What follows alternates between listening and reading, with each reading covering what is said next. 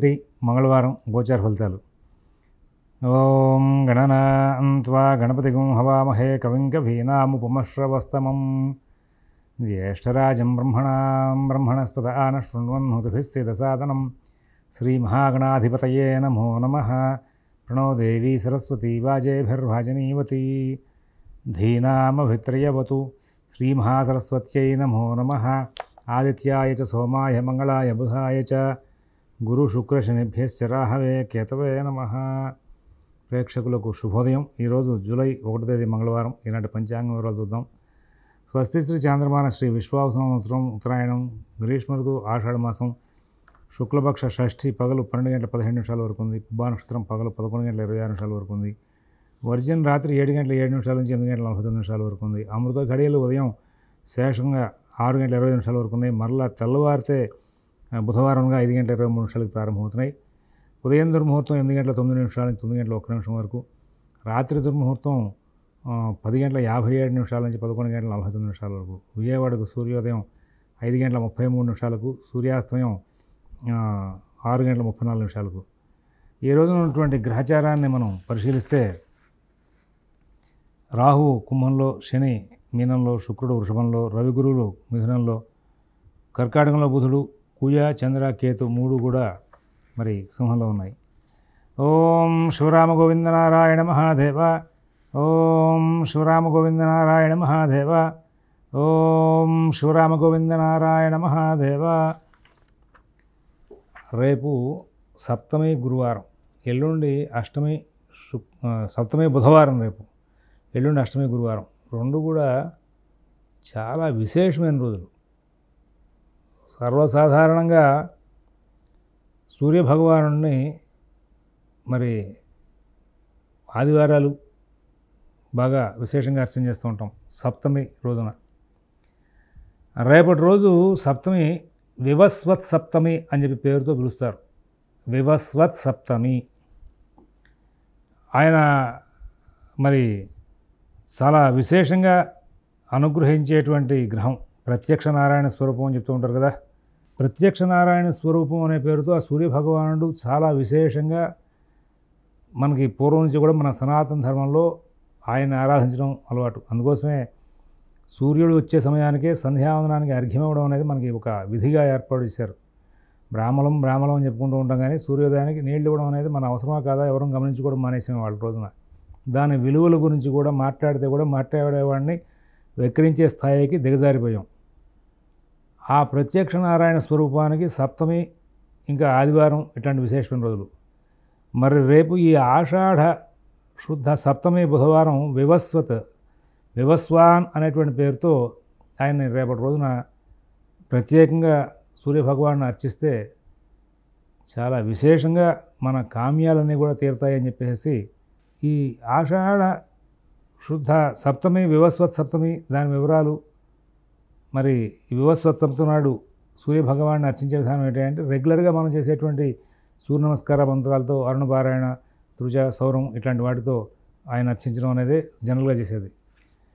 సూర్యభగవాన్ని ఆరాధిస్తే సమస్తమైనటువంటి కోరికలు తీరుతాయి. మనం భారతంలో అరణ్యవాసానికి వెళ్ళినప్పుడు ధర్మరాజు ఏమయ్య బావుగారు కృష్ణ పరమాత్మను అడుగుతాడు, నాతో పాటు వీళ్ళందరూ కూడా వెనకాల వచ్చేసారు అడవికి, వీళ్ళందరికీ భోజనం పెట్టాలి, క్షాత్రధర్మం నాకు తప్పదు అంటే ఆయన సూర్యభగవాన్ని ఆరాధించు, ఆయన అక్షయపాత్ర ఇస్తాడు, దాంతో పెట్టచ్చులే అంటాడు. అట్లాగే అక్షయపాత్ర ఇవ్వడం, వచ్చిన వాళ్ళందరికీ అన్నం పెట్టడం జరుగుతుంది. మరి గొప్ప విశేషం కదా.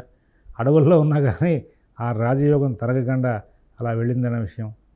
మరి తర్వాత రామాయణంలో ఆయన ఆదిత్య హృదయం అగస్త్య మహర్షి వచ్చి చెప్పిన తర్వాతే ఈయన రావణాసుని చంపాడని చెప్పేసి ఘట్టం ఉందని లేదని కొంతమంది వాదిస్తూ ఉంటారు. అది రామాయణంలో కాదయ్యా అనుకుంటారు. ఏదైనా దానికి ఒక కథని అట్లాగా మన వాళ్ళు చెప్పుకుంటూ వచ్చారు. అదే కాకుండా అసలు సూర్యభగవానుడిని ఆరాధిస్తే సమస్తమైనటువంటి సమస్యలు తిరిగి కావాల్సినవన్నీ కూడా చక్కగా ఉంటాయని చెప్పి మనకి భారతదేశంలో మొదటి నుంచి కూడా ఈ సూర్యభగవానుడిని అన్ని కులాల వాళ్ళు, ఉపనయన అర్హత ఉన్నవాళ్ళు మంత్రపూర్వకంగాను, ఉపనయన అర్హత లేని వాళ్ళు అమంత్రకంగాను అనుష్ఠించడం అనేది మొదటి నుంచి వస్తుంది. కాబట్టి ఈ వివస్వత్ సప్తమి నాడు రేపటి రోజున అందరూ కూడా ప్రాతకాలంలో అవకాశం ఉంటే నదీ స్నానం చేసి మరి పండితులను పిలిపించుకొని ఈ సూర్య భగవానునికి సంబంధించి సూర్య నమస్కార మంత్రాలన్నింటినీ కూడా పారాయణ చేసుకోండి. ఇళ్లల్లో కుదరదనుకుంటే మీ కాలనీలో వాసులందరూ కూడా కలిసి ఒక చోట ఆ బ్రాహ్మణ్ణి పెట్టుకుని ఆ మంత్రాలు చెప్పించుకుంటూ ఆయన మంత్రాలు చదువుతూ ఉండగా మీరు అన్నీ శ్రవణం చేయండి. తద్వారా మీకు అందరికీ కూడా శుభం చేకూరుతుంది. రేపటి రోజున పొద్దున నదీ స్నానం తర్వాత మరి సూర్యాస్తమయం వరకు కూడా నిద్రించకుండా ఉండడం, ఇలాంటి నియమాలని కూడా పాటించండి. గోధుమ రవ్వతో పాయసం వండి ఆదిత్య హృదయం పారాయణ చేసి సూర్యభగవానుడికి నమస్కారం చేసి నివేదన చేయండి. ఇవన్నీ కూడా మీకు బాగా అనుకూలిస్తాయి. ఇక ఎల్లుండి మహిషాసురమర్దిని పూజ అని రాస్తుంటారు పంచాంగాల్లో. అష్టమి చాలా విశేషమైన రోజు. ఆషాఢ శుద్ధ అష్టమి నాడు ఈ అమ్మవారిని కనుక ఆరాధిస్తే చాలా మంచిది.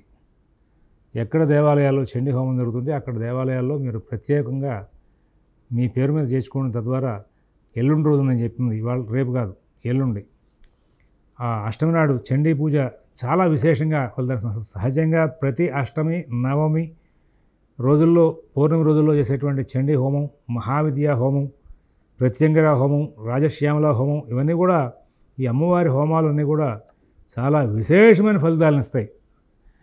ఆ శుక్రగ్రహం, రాహుగ్రహం, చంద్రగ్రహం ఇవన్నీ కూడా మరి దోషాలని తొలగించుకుని వాటి ద్వారా వచ్చే దోషాలు తొలగించుకుని మంచి జీవితంలోకి వెళ్ళే అవకాశం వస్తుంది. యంత్రాలతో జీవనోపాధి నడిపే వాళ్ళందరూ కూడా ప్రతి నెలలోనూ అష్టమి, నవమి, పూర్ణిమ ఎప్పుడు కుదిరితే అప్పుడు ఒకసారి చండీ హోమం చేయించుకోవడం మూలంగా మీకు ఆ ఇండస్ట్రీస్లో యంత్రాలకు ఇబ్బంది లేకుండా నడిచే అవకాశం వస్తుంది. ఇవి చాలా ప్రత్యక్ష నిదర్శనాలు ఇవి అమ్మవారికి సంబంధించి. అందులో ప్రత్యేకము ఈ ఆషాఢ శుద్ధ అష్టమి నాడు మహిషాసురమర్దిని పూజ అని ప్రత్యేకం రాస్తారు. అందువలన ఈ భూ సంబంధమైనటువంటి వ్యవహారాల్లో ఉన్నవాళ్ళు, యంత్ర సంబంధమైనటువంటి వాటితో జీవనోపాధి సాగించేవాళ్ళు వీళ్ళందరూ కూడా అవకాశం ఉంటే మీ ఇళ్లలోనూ అమ్మవారి పూజ ప్రత్యేకంగా బ్రాహ్మణం పిలిపించుకుని చేయించుకోండి. దేవాలయాల్లో కూడా చండీ హోమం ఎక్కడైనా జరుగుతుంటే మీ పేరు మీద కట్టి అక్కడ కూడా మీ హోమాలు చేయించుకోండి. తద్వారా చాలా లభిస్తాయి. ఇదే కాదు, సౌఖ్యం కలగాలి అంటే కనుక అష్టమి, నవమి, పౌర్ణిమ ఈ రోజుల్లో ఎప్పుడు కుదిరితే అప్పుడు అమ్మవారికి చండీ హోమం చేయించుకోవడం వల్ల చాలా లాభాలు చేకూరుతాయి. గమనించుకుంటారని భాషిస్తూ మేషరాశి.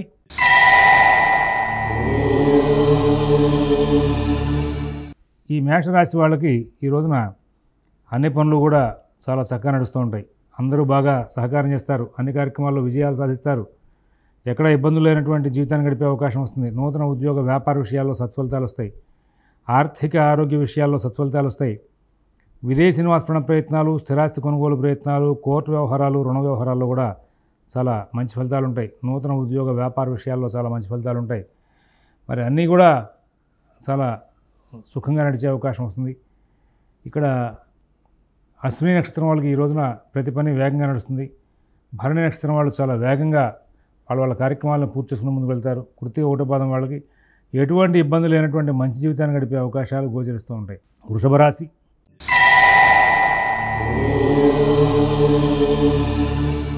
ఆర్థిక లావాదేవీలు బాగుంటాయి. ఆరోగ్య విషయంలో మంచి ఫలితాలు వచ్చే అవకాశం ఉంది. నూతన ఉద్యోగ వ్యాపార విషయంలో కూడా సత్ఫలితాలు ఉంటాయి. సమస్యలు లేనటువంటి మంచి జీవితాన్ని గడుపుతారు. చాలా తెలివిగా వ్యవహరిస్తారు. ఏ పని ఎలా చేయాలి, ఎప్పుడు చేయాలి, ఏ విధంగా మనం సమస్యలను పరిష్కరించుకోవాలి, ఇలాగా ప్రతి అంశం మీద కూడా మీకు ఒక చక్కనైనటువంటి జ్ఞానము, విశిష్టమైనటువంటి బుద్ధి కలిగి ముందుకు వెళ్ళే అవకాశం వస్తుంది. తద్వారా ఎన్నో విజయాలు సాధించే అవకాశం వస్తుంది. కృత్తిక 2, 3, 4 పదాల వాళ్ళు ఉద్యోగ వ్యాపార విషయాలను చాలా చక్కగా నడుపుకుంటారు. రోహిణి నక్షత్రం వాళ్ళకి ఎటువంటి ఇబ్బంది లేనటువంటి మంచి ఫలితాలు వస్తాయి. మృగశిర 1, 2 పాదాల వాళ్ళు ఆర్థిక లావాదేవీలు, ఆరోగ్య విషయాలని బాగా నడుపుకుంటూ ముందుకు వెళ్ళే అవకాశం వస్తుంది. తర్వాత మిథున రాశి.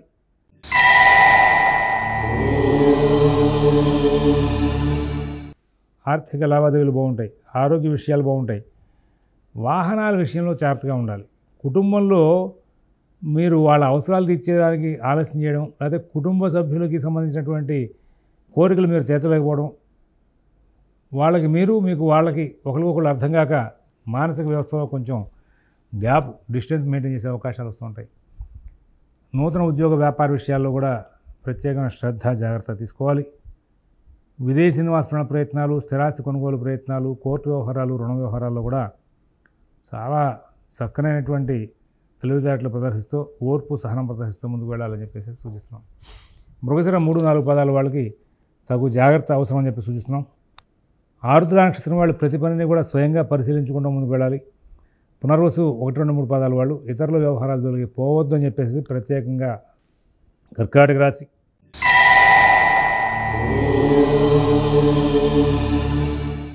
ఆర్థిక లావాదేవీలు చాలా బాగుంటాయి. ఆరోగ్య విషయంలో మంచి ఫలితాలు ఉంటాయి. నూతన ఉద్యోగ వ్యాపార విషయంలో సత్ఫలితాలు ఉంటాయి. విదేశీ నివాస ప్రయత్నాలు, స్థిరాస్తి కొనుగోలు ప్రయత్నాలు, కోర్టు వ్యవహారాలు, రుణ వ్యవహారాల్లో మంచి ఫలితాలు ఉంటాయి. అయితే అంతా బాగానే ఉంటుంది. ప్రతి అంశంలోనూ ఎంతో కొంత సమస్య పక్షాలు జాగ్రత్తగా చూసుకుంటూ ముందుకు వెళ్ళాలి. ఎవరి వ్యవహారాల్లోనూ ఎక్కువ కలగజేసుకోవద్దు. మీ పనులు మీరు స్వయంగా చూసుకుంటూ ముందుకు వెళ్ళండి. నూతన ఉద్యోగ వ్యాపార విషయాలు, ఆర్థిక ఆరోగ్య విషయాల్లో కూడా ప్రత్యేకమైన శ్రద్ధ జాగ్రత్త అవసరం. పునరుసు 4 పాదం వాళ్ళకి ధన సంబంధమైనటువంటి చికాకులు బాగా ఉంటాయి. పుష్యమి నక్షత్రం వాళ్ళు ప్రతి విషయాన్ని కూడా చాలా జాగ్రత్తగా తీసుకుంటూ ముందుకు వెళ్ళాలి. ఆశ్లేష నక్షత్రం వాళ్ళు ఎవరి వ్యవహారాలను కలగజేసుకోవద్దని చెప్పేసి సూచన చేస్తున్నాం. ఈ సింహరాశి వాళ్ళు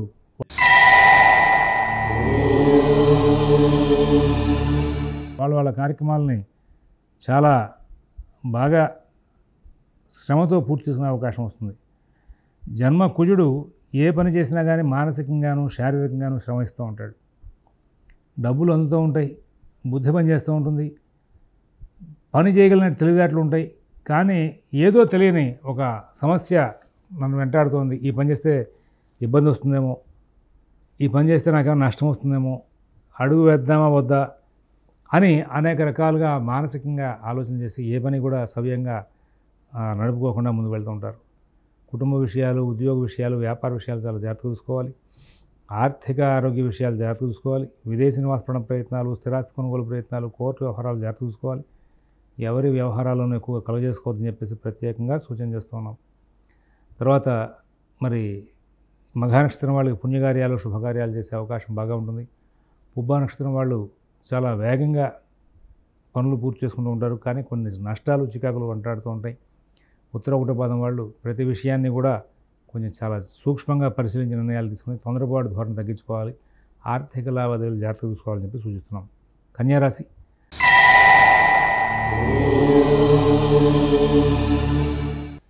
కుటుంబ విషయాల్లో చిన్న చిన్న సమస్యలు వస్తూ ఉంటాయి.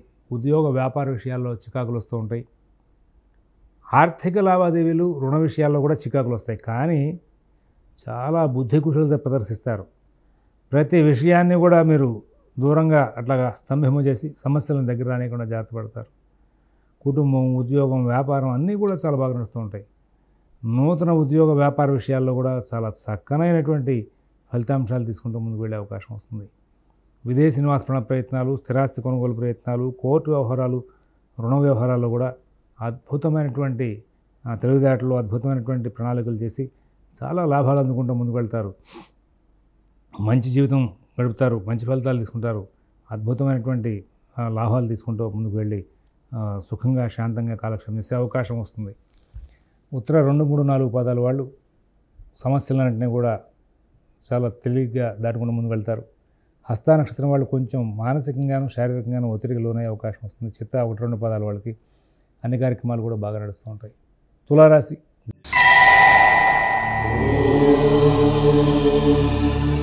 గ్రహస్థితి చాలా అనుకూలంగా ఉంది.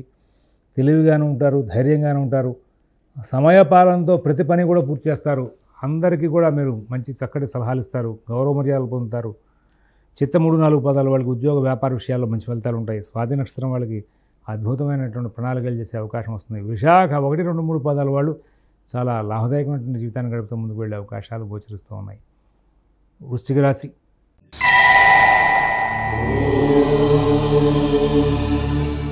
కొంచెం జాగ్రత్తగా కాలక్షేపం చేయాలి. ఎవరి వ్యవహారాల్లో కలగజేసుకోవద్దు. మీ పనులు మీరు స్వయంగా చూసుకోండి. కుటుంబ విషయాలు, ఉద్యోగ వ్యాపార విషయాలు ప్రత్యేకమైన శ్రద్ధతో జాగ్రత్తగా నడుపుకోండి. విదేశీ నివాస ప్రయత్నాలు, స్థిరాస్తి కొనుగోలు ప్రయత్నాలు, కోర్టు వ్యవహారాలు, రుణ వ్యవహారాల్లో కూడా ప్రత్యేకమైన జాగ్రత్తలు పాటిస్తూ ముందుకు వెళ్ళమని చెప్పి సూచిస్తున్నాం. అందరితోనూ కూడా స్నేహపూర్వకంగా సంచారం చేయండి. అందరి విషయాలను కూడా మీరు కొంచెం జాగ్రత్తగా ఉండండి. ఇక్కడ సమస్యల్ని దాటుకోవడానికి మీరొక్క ఓర్పు అనేటువంటి అంశాన్ని ఎంచుకుంటే, ఓర్పుగా సహనంగా కార్యక్రమాలు వెంటబడితే మీరు సమస్యలను దూరం చేసుకునే అవకాశం వస్తుంది. విశాఖ 4వ పాదం వాళ్ళకి ఆర్థిక లావాదేవీలు, కుటుంబ విషయాలు కొంచెం చికాకులు చేసే అవకాశం వస్తుంది. అనురాధ నక్షత్రం వాళ్ళు ప్రతి విషయంలో కూడా కొంచెం పనులు ఆలస్యం అవుతూ ఉండో మానసికంగా ఒత్తిడిలో ఉంటారు. జ్యేష్ఠ నక్షత్రం వాళ్ళు ప్రతి కోణంలో కూడా విజయాలు సాధిస్తూ ముందుకు వెళ్ళే అవకాశం ఉంది. ధనురాశి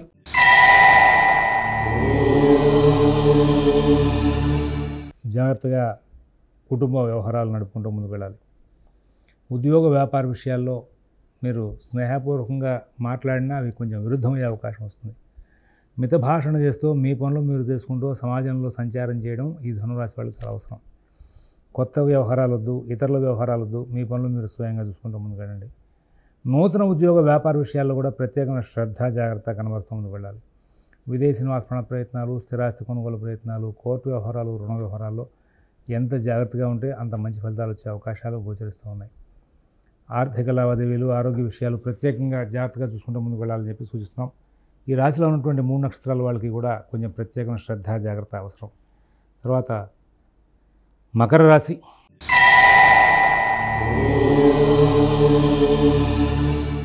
ఆరోగ్య విషయాలు, ఆర్థిక విషయాలు, రుణ విషయాలు, కోర్టు వ్యవహారాలు జాగ్రత్తగా చూసుకోవాలి. ఎవరిని నమ్మద్దు, ఎవరి విషయాల్లో కలగజేసుకోవద్దు. మీ పనులు మీరు స్వయంగా చూసుకోండి. ఇది చాలా అవసరం. అందరినీ నమ్మి కొంచెం ఇబ్బందికి దగ్గరయ్యే అవకాశం వస్తుంది.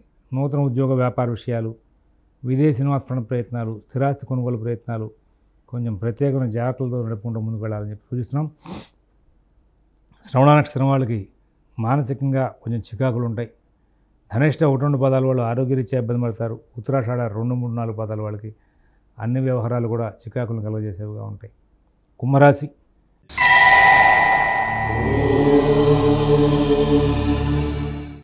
కుటుంబ విషయాల్లో మంచి ఫలితాలు ఉంటాయి. ఉద్యోగ వ్యాపార విషయాల్లో సత్ఫలితాలు ఉంటాయి. ఆర్థిక ఆరోగ్య విషయాల్లో సత్ఫలితాలు ఉంటాయి. విదేశీ నివాస ప్రయత్నాలు, స్థిరాస్తి కొనుగోలు ప్రయత్నాలు, కోర్టు వ్యవహారాలు, రుణ వ్యవహారాల్లో కూడా ప్రత్యేకమైన శ్రద్ధ, జాగ్రత్త కనబరుస్తూ ముందుకు వెళ్ళాలి. మిత భాషణ, ఓర్పు, నేర్పు ప్రదర్శించాలి. ఎవరి వ్యవహారాలను ఎక్కువ కలగజేసుకోవద్దు. మీ పనులు మీరు స్వయంగా చూసుకుంటూ ముందుకు వెళ్ళండి. నూతన ఉద్యోగ వ్యాపార విషయాల్లో ప్రత్యేకమైన శ్రద్ధ, జాగ్రత్త అవసరం. ఈ ధనిష్ట 3, 4 పాదాల వాళ్ళకి ఆరోగ్య విషయంలో ప్రత్యేకమైన జాగ్రత్తలు అవసరం. శతభిష నక్షత్రం, పూర్వభద్ర 1, 2, 3 పాదాల వాళ్ళకి కుటుంబ వ్యవహారాల్లో, ఆర్థిక ఆరోగ్య విషయాల్లో, విదేశీ నివాస ప్రయత్నాల్లో ప్రత్యేకమైన జాగ్రత్తలు అవసరం. మీనరాశి.